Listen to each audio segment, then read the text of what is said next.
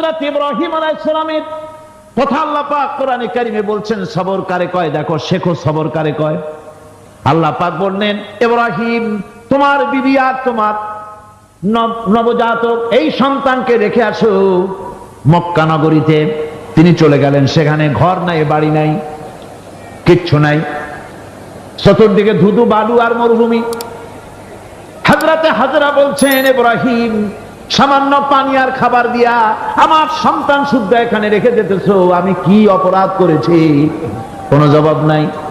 দুইবার তিনবার বলার পরে হাজরা বলছেন, ইব্রাহিম গো, তবে কি আমার আল্লাহর হুকুম মতো আমারে রেখে যাচ্ছ নাকি? হযরত ইব্রাহিম আকাশের দিকে আঙ্গুল উঁচু করলেন। কথা বলবেন, বাক শক্তি বেরোচ্ছে না। 80 বছর বয়সের সময় একটা বাচ্চা আল্লাহ তারে দিচ্ছেন, আর এমন বাচ্চা পয়গম্বরের ছেলে, কি সুন্দর চেহারা, মরুভূমির উপরে ফালাই দিয়ে রওনা হয়ে যাচ্ছেন। মুখ দিয়া কথা সরছে না, আকাশের দিকে দেখালেন। হযরত হাজরা বুঝতে পারলেন। হযরত হাজরা বলেন, ইব্রাহিম কোনো চিন্তা নাই, নিশ্চিন্ত মনে বাড়ি ফিরে যাও।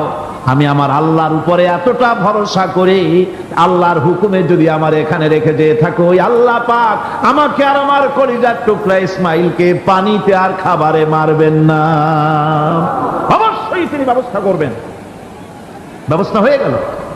হযরত ইসমাইল বড় হয়ে গেলেন। আল্লাহ পাক অর্ডার করলেন, জবাহ করো ছেলেকে।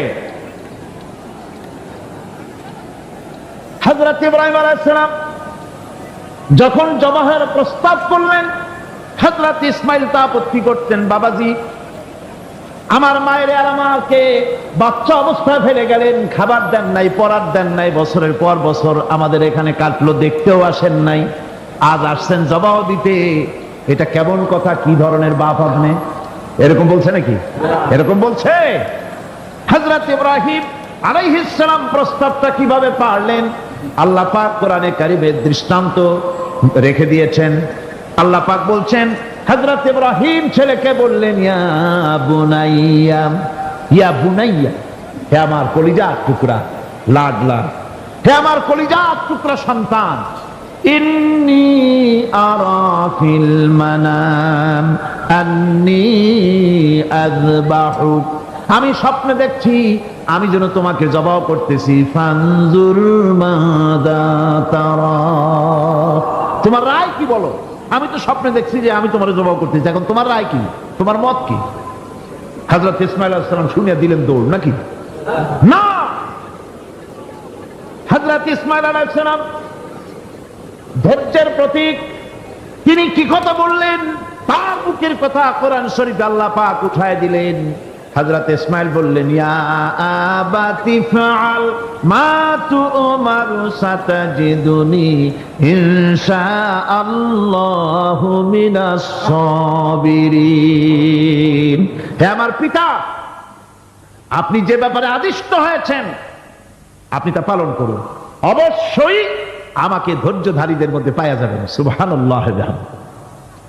এক বর্ণনায় এসেছে, হযরত ইসমাঈল বললেন, আব্বাজান আমি ধৈর্যধারীদের ভিতরে আমারে পাবেন, তবে জবাহ করার আগে আমার হাত পাওটা একটু বেঁধে নেন, কারণ জবাহের যন্ত্রণায় আপনার গায়ে যদি আমার হাত পাও লেগে যায় তো বেয়াদবি হয়ে যেতে পারে, আর আমি মরে আমার জবাহ হয়ে যাওয়ার পর আমার রক্ত মাখা জামাটা নিয়া আমার মা হাজেরারে দিবেন, কারণ তাকে মা বলবার মতো আর তো কেউ নাই।